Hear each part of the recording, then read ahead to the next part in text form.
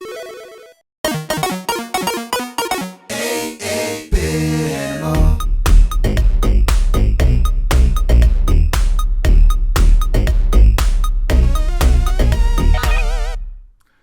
you doing, good people? This is the 8-Bit Animal, and today we're going to talk about a rail shooter from LJN, developed by Beam Software, based on a Marvel property. That sentence, at one point, meant that a game was going to be terrible. And I know that for a fact because I felt that those games were going to be terrible over the years. This one ain't bad though. I've had a lot of fun with this one over the years. And I know that this particular character has appeared in a number of different games.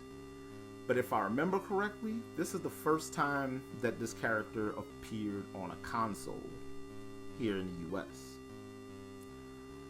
This game is from 1990. And it's a rail shooter, something that we didn't see really on the NES. I am inclined to believe that it's kinda inspired by the arcade and later Genesis release Dynamite Duke, which a lot of people don't remember, but I have very fond memories of. I actually have a copy of the Genesis port somewhere on this shelf back here. And this is another instance where Beam Software kind of stumbled into making a pretty solid action game, when around this time they weren't really known for making really solid action games. Today we're going to take a look at the Punisher. Now, I know that the Punisher appeared in a few games in arcades and on the Genesis. That one got ported to the Genesis, and then there were a couple of PS2 games, stuff like that. Well, this one is different from all of those. This is just a straight up rail shooter. You play as Frank Castle. Frank Castle got guns. Frank Castle gonna use them guns. There are about 4 or 5 different scenarios where at the end of each level you take on a member of the Punisher's rogues gallery, and at the end of the game you face the Kingpin, who was a thorn in the side of many a Marvel hero over the years. Again, there you are at the bottom of the screen. You're sliding left to right, and you move your crosshair, and you shoot at bad guys that are running around and shooting at you, and you shoot the environment to get power-ups and health and copies of the Daily Bugle that give you hints. And you will also, in certain points in the game, encounter a little dude playing a saxophone, and if you shoot him, you lose health. You get penalized for it.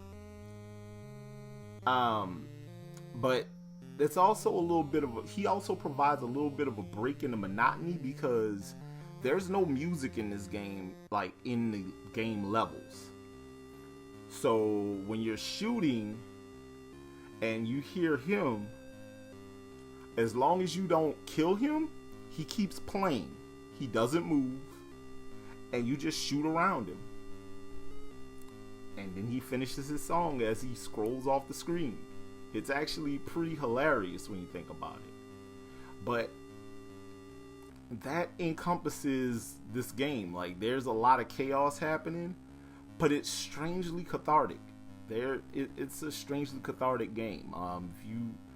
I used to play this a lot. I would rent it I rented it a few times. Never owned a copy though for some reason. I don't know why. Probably because it might have been a little too violent. I don't understand that, because I watched some violent movies growing up and nobody thought anything of it. But hey, what you gonna do? But by and large, the Punisher on the NES is a really solid example of the rail shooter genre, and it does pretty well with the limited controls that you have, and moving the Punisher and moving the crosshair and all that, and making sure that things work correctly and shooting enemies. And yeah, it's, you know, there's nothing in the way of sound. Like, the soundtrack is the sound of gunfire, but other than that, yeah, this game is pretty bare bones. You get what you get with it. Now, if you want a copy of the Punisher, copies kind of start around $10-15 on the very low end. On average, they're about $24-25. You might mess around and end up spending about $30 for a copy, but they've actually come down, because at one point they were regularly about $35, which they had gone up because at one point they were as low as like $10. So yeah, this game has gone up and down in value, but right now it's kind of leveled off. So this would be a good time to grab a copy if you want a copy. And honestly, if you like rail shooters, or you're a fan of the Punisher comics or anything like that, you should grab a copy. It's a pretty fun time. This has been the 8-Bit Animal, and I'll catch you beautiful people tomorrow.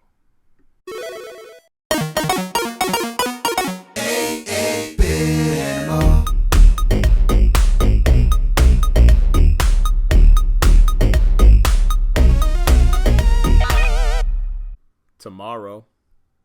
Yeah, this is pretty much Xevious, but with dragons. I'm with it.